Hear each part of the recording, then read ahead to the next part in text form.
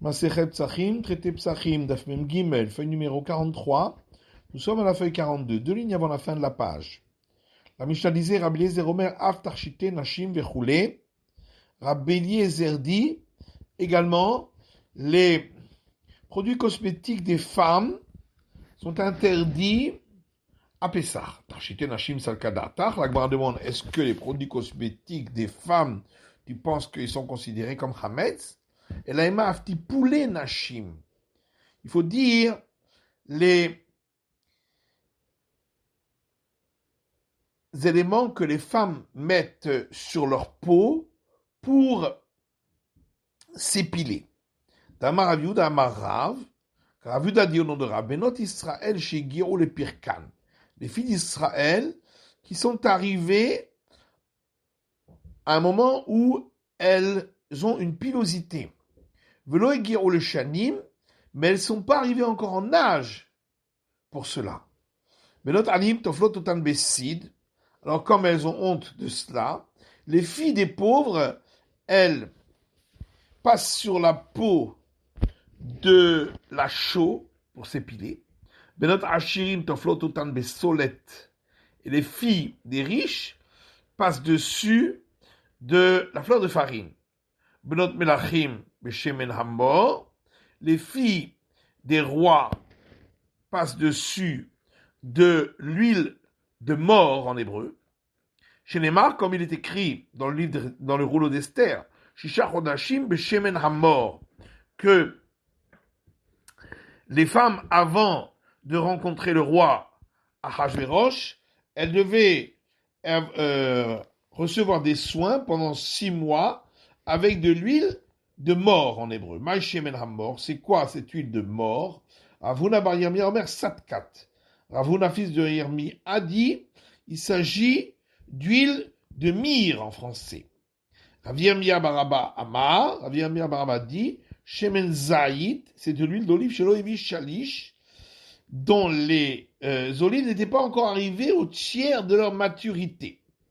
Taner Rabbi Omer An Piknin, Arim Raïta, au nom de Rabbi Uda, qui dit, le An Piknin, Shemen Zayit chez Loévi Shalish, c'est de l'huile d'olive dont les olives ne sont pas encore arrivées au tiers de la maturité. Mais la Masachinoto, et pourquoi on s'enduit la peau avec,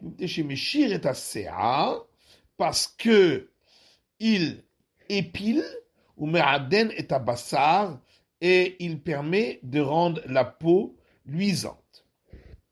Zaklal kolshu mimin dagan. Donc la Mishnah dit, voici la règle, tout ce qui comporte des céréales et qui ont fermenté est interdit. Tanya Amar Rabbi Yoshua, il y a une braïta au nom de Rabbi Yoshua qui dit puisque on a donc vu dans la Mishnah, nos sages ont enseigné que tout ce qui contient des types de céréales, il y a l'interdit à Pessah. La Mamanu Chachamim Etelou. Pourquoi nos sages ont-ils donné une liste de ces produits?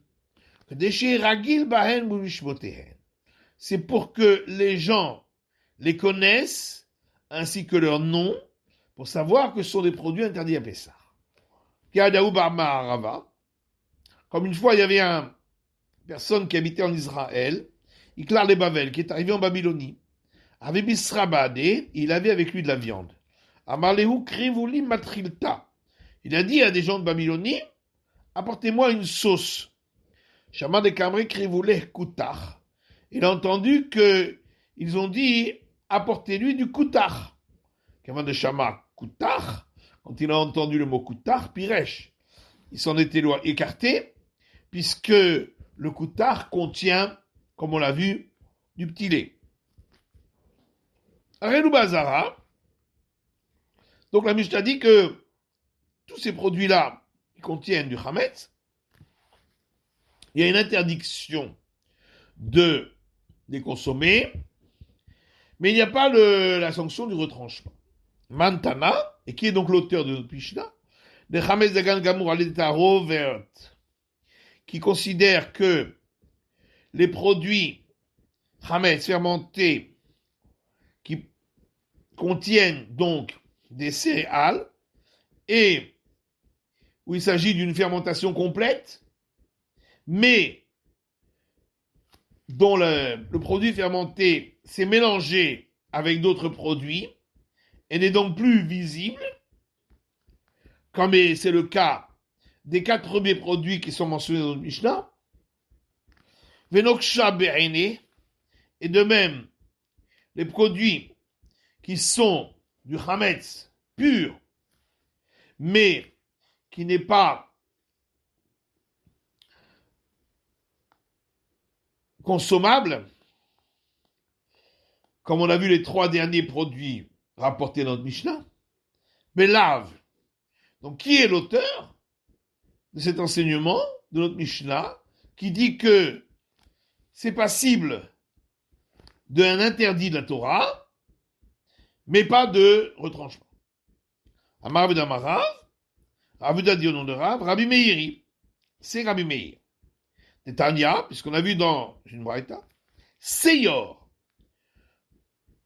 Seyor, c'est une pâte qui a commencé à lever, mais n'a pas complètement fermenté. Yisaref, il faut la brûler, à Pessah. Venoto le kalbo peut la donner à son chien. Va ochel barbarim. Et celui qui en mange est passible des 40 coups de la flagellation. Hagoufa kashia. L'Agmara dit, il y a une contradiction interne dans cette braïta. Amata seyor yisaref. Au départ, on a dit que cette pâte qui est fermentée à moitié, on doit la brûler. Alma soubana. Donc ça veut dire qu'on n'a pas le droit d'en tirer profit. Vadatani venotolite kalbo. Ensuite, on a dit qu'on peut la donner à son chien. Alma mutabana. Donc ça veut dire que c'est permis d'en profiter. Rikama, Ragma répond, Seyor Yisaref, des Rabbi Meir, les Rabbi Meir. Ici, quand on a dit que cette pâte qui est fermentée en partie, qui n'est donc pas consommable puisqu'elle n'a pas encore fermenté complètement, il faut la brûler. C'est lorsque c'est arrivé à ce stade de fermentation partielle pour Rabbi Meir, et donc selon l'avis de Rabbi Meir, c'est déjà considéré comme un produit interdit. Des Rabbi Yehuda, les Rabbi Yehuda. Ou bien lorsque c'est arrivé au stade de fermentation partielle pour Rabbi Yehuda, selon l'avis de Rabbi Yehuda, ce sera donc produit fermenté qui est interdit. Parce que le stade de fermentation partielle pour Rabbi Meir n'est pas le même que celui pour Rabbi Yehuda. Pour Rabbi Meir, c'est lorsque la pâte, sa couleur commence à s'éclaircir. Pour Rabbi Yehuda, ça ne suffit pas pour être considéré comme une fermentation partielle. Pour Rabbi Yehuda, c'est lorsqu'on commence à voir des petites fissures dans la pâte qui ressemblent à des antennes de sauterelles. Par contre, le cas de la pâte qui a commencé la couleur à s'éclaircir, pour Rabbi Yehuda, ça ne s'appelle pas fermenté du tout. Venons dans l'itne kalbo, et donc quand la Braïta a dit par la suite qu'on peut la donner à son chien, des Rabbi Meir et Rabbi Yehuda, c'est le cas de la fermentation partielle selon Rabbi Meir, pour l'avis de Rabbi Yehuda, qui lui considère que c'est pas fermenté comme on l'a dit, donc on peut le donner à son chien. Va ochlo berbaï. Quand on a dit que celui qui en mange reçoit les 40 coups de la flagellation, attend les Rabbi Meir. Ça c'est de nouveau d'après Rabbi Meir, qui considère que c'est déjà arrivé à la moitié de la fermentation, à une fermentation partielle. Et donc, Rabbi Meir, on entend de là que pour Rabbi Meir, lorsque ce n'est pas consommable, comme ici, où c'est une fermentation partielle, mais que c'est un produit fermenté à l'état pur, non mélangé, celui qui en mange enfreint un interdit de la Torah.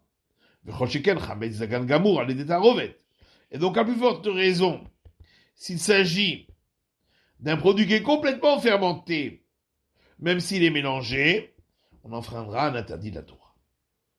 Rav Nachman lui dit Rabbi Eliezer, que l'auteur de notre Mishnah c'est Rabbi Eliezer. de Tanya, puisqu'il y a une braïta qui dit Al Hametz Dagan Gamour, Anouch Karet.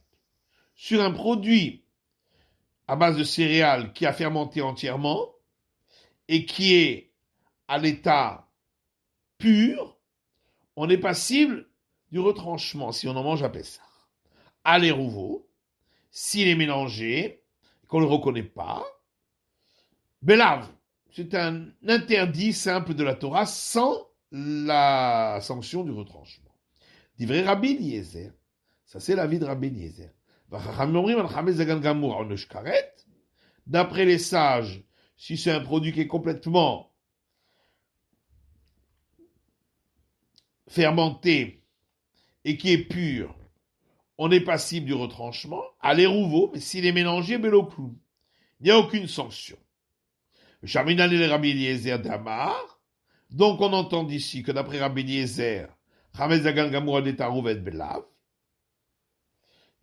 un produit qui a complètement fermenté, qui est à base de céréales, mais qui a été mélangé, on est passible de l'interdit de la Torah. Et de là, on peut en déduire, à plus forte raison, s'il s'agit de produits partiellement fermentés, et donc qui n'est pas apte à la consommation, mais qui est pur, que il y aura l'interdit de la Torah. Mais Rav Nachman Betamalo a marqué Rav Yuda. Pourquoi Rav Nachman, qui dit donc que l'auteur, notre Mishnah c'est Rabbi Eliezer, n'a pas dit comme Rav Yuda, que l'auteur de notre Mishnah c'est Rabbi Meir. Amar lecha, parce qu'il te dit, Rabbi Meir atam et la nuksha be'ene. Peut-être que tout ce que Rabbi Meir a dit là-bas, qu'on est passible de l'interdit de la Torah, c'est uniquement dans le cas de produits fermentés qui n'est pas apte à la consommation, mais qui est pur. Aval Chametz Dagan Gamour à l'état rovet. Mais lorsqu'il s'agit d'un produit fermenté, même s'il est complètement fermenté à base de céréales, mais il est mélangé, et donc n'est pas discernable, l'eau. Peut-être que là, il n'y a pas l'interdit de la Torah. Rav Yehuda Maïtamalo a marqué Rav Nachman. Et pourquoi Rav Yehuda, lui, n'a pas dit, comme Rav Nachman, que l'auteur, c'est Rabbi Eliezer, il a préféré dire que c'est Rabbi Meir. Amalchad, Kanokama Rabbi Eliezer Atam, parce qu'il te dit, quand est-ce que Rabbi Eliezer a dit là-bas qu'on est passible de l'interdit? La Chametz Dagan Gamour, elle est à Rovet, parce qu'il s'agit de produits qui est complètement Chametz et qui a été mélangé et qui est consommable.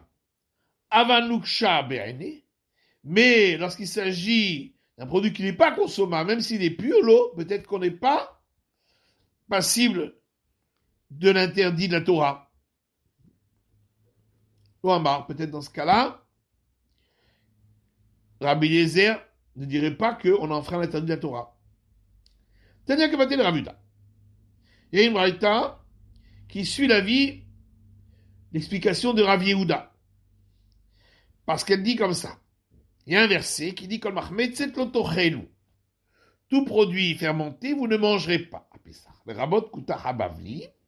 On vient inclure ici la sauce appelée kutach de Babylone, le shechar hamadi, et la bière de Médi, le chometz adomi, ainsi que le vinaigre d'Édom, le zitoum amitzri, et un breuvage appelé zitoum égyptien. Donc, qui est un produit qui contient des céréales fermentées mélangées avec d'autres produits. Il y a relié à Anouch Karet. J'aurais pu croire que on est passible du retranchement si on en mange un Pessah. Tamulomar, c'est pourquoi c'est écrit Kikolochel Chametz v'nicheta.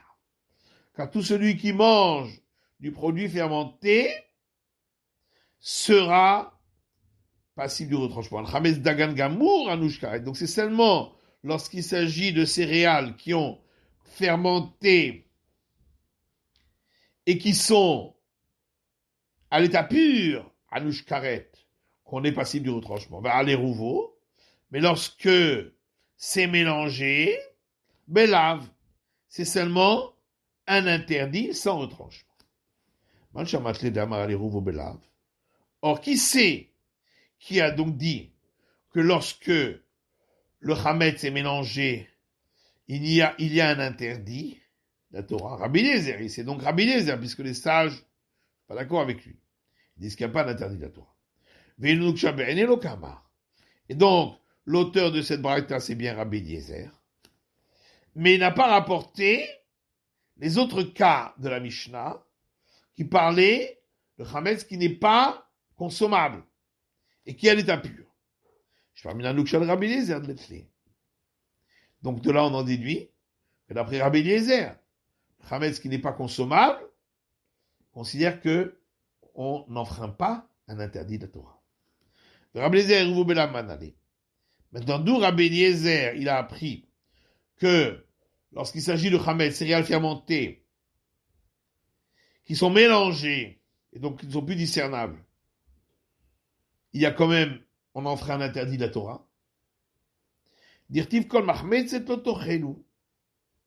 Parce que c'est écrit, tout produit qui a fermenté, vous ne mangerez pas. Et le mot, a priori, on comprend, le mot mahmetzet veut dire que c'est un produit fermenté mélangé. Dans ce cas-là, devrait également être passible du retranchement, puisqu'il est écrit qu'à tout celui qui mange du mahmetzet, produit fermenté, et l'Agma a compris que ça veut dire produit fermenté mélangé, recevra la sanction du retranchement. L'Agma dit non. Ce deuxième verset, qui parle donc de mahmetzet, c'est pour l'enseignement de la Braïta qui dit si la Torah n'avait parlé que de Hametz, j'aurais dit c'est seulement dans le cas de céréales qui ont fermenté de par eux-mêmes. Mais si ça a fermenté parce que on y a mis un ingrédient qui les a fait fermenter, d'où je sais qu'on est passible de l'interdit, c'est pourquoi c'est écrit tout mahmetzet, et on comprend mahmetzet, ce qui a été fait fermenter par autre chose, on recevra le retranchement. Mais alors à ce moment-là, étant donné que pour l'interdit, c'est aussi écrit ce terme mahmetzet, alors peut-être qu'il est venu également pour dire cela, qu'il s'agit également de produits qui ont été fermentés par autre chose. Et donc, d'où est-ce que je déduis également lorsque c'est mélangé? Et la tama de Rabbi Eliezer mikol. Seulement, en vérité, Rabbi Eliezer, il a appris les produits mélangés, de Hametz mélangés, à partir du mot tout, qui est écrit là-bas, dans ce verset. Tout mahmetzet, vous ne mangerez pas. Atamamia ketiv kol. Oui, mais alors dans le verset où on parle du retranchement, aussi c'est écrit tout. Car tout celui qui mange du Hametz sera retranché. Là-bas, pour le retranchement, le mot tout vient inclure les femmes. Mais les femmes, on a déjà appris que c'est interdit pour elles de manger du Hametz et qu'elles sont passibles du retranchement à partir de l'enseignement de Rav Yuda au nom de Rav. Et c'est également un enseignement qui est rapporté dans la maison d'études de Rabbi Ishmael. Le verset dit Ish o isha ki asu mikol chatat adam. Un homme ou une femme qui auront commis une des fautes de l'homme. Et donc le verset a mis au même niveau l'homme et la femme pour toutes les sanctions de la Torah et donc tous les interdits de la Torah. La Gemara dit ça, et j'ai quand même besoin d'un mot spécifique pour inclure la femme. Parce que j'aurais pu croire. Puisqu'il est écrit dans le verset, tu n'y mangeras point de Hametz et pendant 7 jours tu y mangeras du pain azim, J'aurais dit, c'est seulement celui qui a l'obligation de manger du pain azim, qui a l'interdiction de manger le chametz. Or, les femmes, puisqu'elles n'ont pas l'obligation de manger les pains azim, puisqu'il s'agit d'un commandement d'avier les mitzvah azishazman grama, puisqu'il s'agit d'un commandement positif qui dépend du temps, puisque c'est uniquement pendant les 7 jours de Pessah. Et ma beval tochal chametz où j'aurais pu croire qu'elles ne sont pas non plus soumises à l'interdit de ne pas y manger de chametz. Kamashmalan, c'est pourquoi on vient m'apprendre que non. Et maintenant qu'on a ce mot tout qui vient inclure les femmes dans l'interdiction de manger du chametz, elles ont alors été également incluses dans l'obligation de manger la matzah, le pain azim. Qui Rabbi El-Hazar, comme dit Rabbi Lazar. D'abord Rabbi Lazar, parce que Rabbi Lazar dit les femmes ont l'obligation de par la Torah de manger de la matzah. Chez Neymar, puisqu'il est dit, de gomer. Tu ne mangeras point de chametz, pendant 7 jours tu mangeras la matzah. Et donc tout celui qui est assujetti à l'interdiction de manger du chametz, donc les femmes aussi, a l'obligation de manger la matzah. Puisque les femmes aussi ont l'obligation ont l'interdiction de manger du chametz, et elles ont aussi l'obligation de manger la matzah. Alors, qui te dit que ce mot kol, tout, qui est écrit concernant la sanction de retranchement, c'est venu pour inclure les femmes, et donc on exclut le chametz mélangé, et malherbouillé rouvo, peut-être que c'est venu pour inclure le chametz mélangé, comme on le voit pour l'autre verset, où on apprend du mot tout, dans le verset où on parle de l'interdit, pour y inclure le chametz qui est mélangé. La logique veut que, à partir du moment où on parle ici de ceux qui mangent, en disant tout celui qui mange du chametz, le mot tout s'applique à celui qui mange. Forcément, on vient inclure des personnes qui mangent dans l'interdit de manger du chametz. C'est pas possible que si on parle de personnes qui mangent, on viendrait inclure ce qui est mangé, en incluant le chametz mélangé. Ramnatan la voix des Ravuna. Alors, Ramnatan, père de Ravuna, objecte, en posant la question suivante, est-ce que vraiment chaque fois que le verset parle de ceux qui mangent, on n'est pas venu inclure ce qui est mangé? Pourtant, il y a une braïta qui dit, le verset dit quand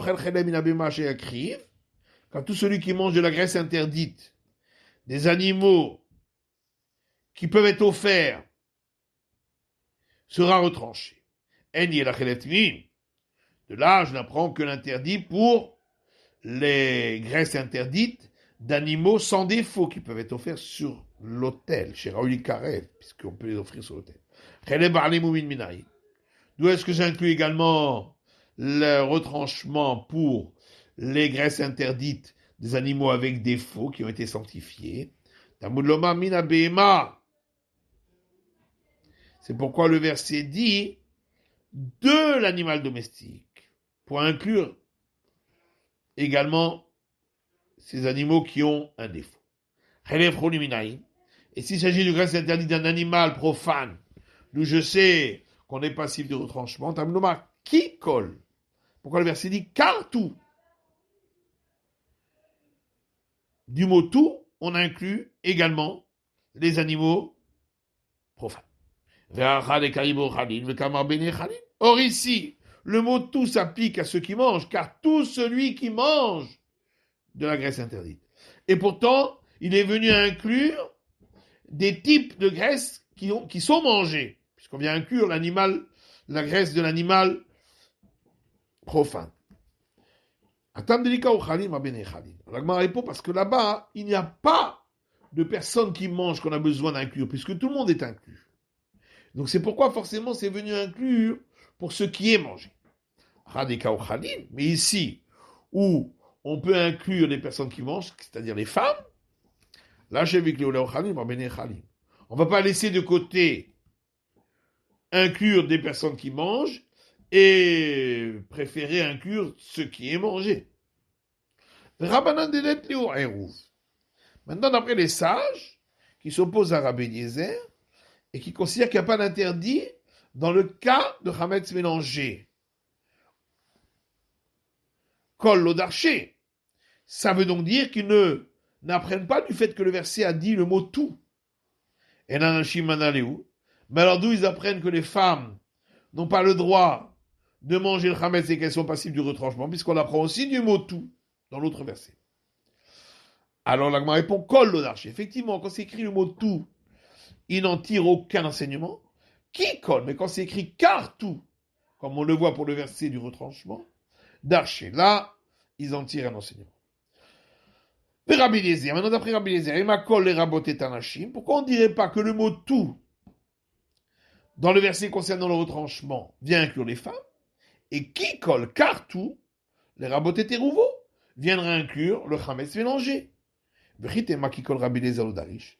Ah, tu vas dire Rabbi Eliezer n'apprend aucun enseignement du mot car tout. Vatania. Non, c'est pas possible, on va dans une braïta qui rapporte le verset dans Lévitique Seobal Taktiru qui interdit de faire consumer sur l'autel du levain. Eili Ela Kulo. Et la braïta dit c'est interdit, j'aurais dit seulement dans le cas où on a fait consumer toute la mesure interdite de levain. Mitzato minaï, si c'est qu'une demi-mesure, d'où sait-on? Tamud loma kol, c'est pourquoi le verset dit tout levain. Eruvo minaïn, et d'où on apprend également lorsque le levain est mélangé. Tamud loma ki kol, c'est pourquoi le verset dit car tout levain. Or, qui as-tu entendu qu'il tire un enseignement du fait que le verset écrit tout? Rabbi Eliezer, c'est bien Rabbi Eliezer. Mais Kadarish qui colle. Et on voit qu'il tire également un enseignement du fait que le verset dit car tout, kasha. Donc, on reste sur cette question. C'est la fin de l'étude de la feuille numéro 43 du Daf Mem Gimel.